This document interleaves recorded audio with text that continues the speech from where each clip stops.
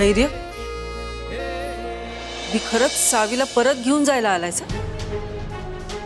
हो.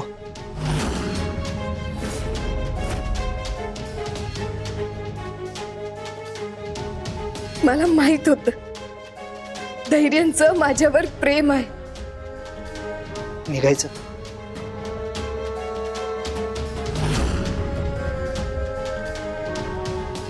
थांबा.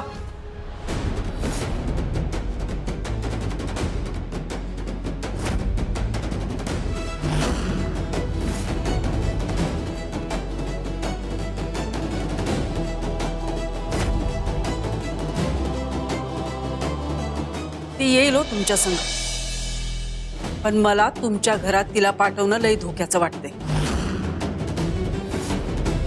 आजवर तिच्या संग काय काय झालं त्या घरात? कशावरनं तिथं माझ्या पोरीच्या आयुष्यासंग पुन्हा खेळ मांडला जाणार नाही? कशावरनं तिचा पुन्हा अपमान होणार नाही? कशावरनं तिला पुन्हा त्रास होणार नाही? आजपर्यंत तिच्या वाट्याला जे जे आलंय ना ते बास झालं आम्हास. आता नाही. आता जर पुन्हा काही झालं ना तर ते पेलण्याची आमची ना तयारी आहे आणि ना ताकद. त्यामुळं ती तुमच्या संग येणार नाही.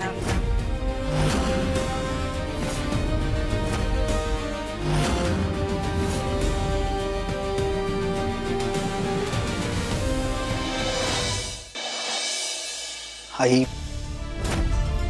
आता तुम्हाला जे काय वाटतंय ना ते तुमच्या जागी अगदी योग्य आहे. मी समजू शकतो तुमची काळजी.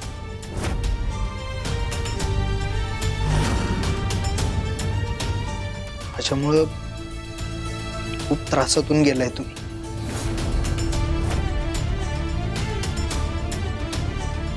तुमच्या मुलीला सुद्धा त्या घरात खूप काही सहन करायला लागले आणि त्याबद्दल मी हात जोडून माफी मागतो तुमची.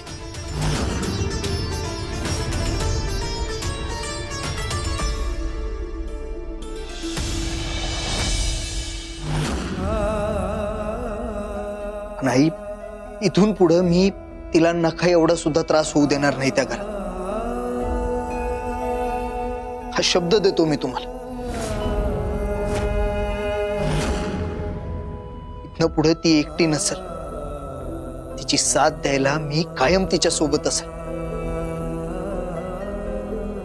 तिच्यावर कधीच कुठला प्रॉब्लेम येऊ देणार नाही मी. काही चुकीचं घडू देणार नाही तिच्यासोबत. प्लीज आई, प्लीज तिला येऊ द्या माझ्यासोबत.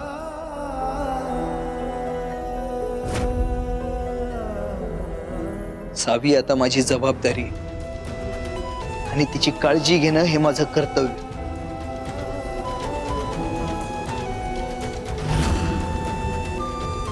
हा धैर्य, जबाबदारी आणि कर्तव्यापासून कधीच मागे हटत नाही ही गोष्ट तुम्हाला सुद्धा चांगलीच माहिती आहे.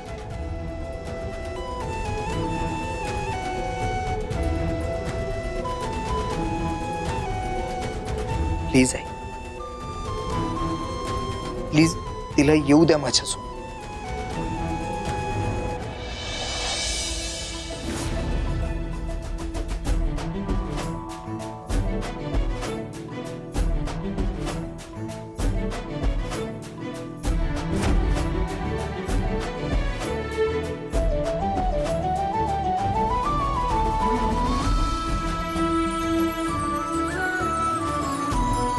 काय व्हायला लागलंय सगळं?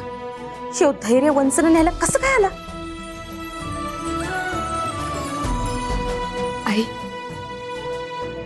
तू म्हणालेलीस ना धैर्य तुला स्वतःहून घ्यायला आले तरच तू मला पाठवणार. बघ, धैर्य स्वतःहून मला घ्यायला आले, ते पण न सांगता.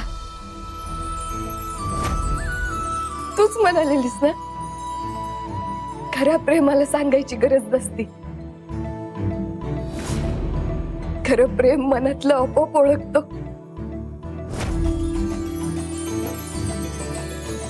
नको माझी काळजी करू.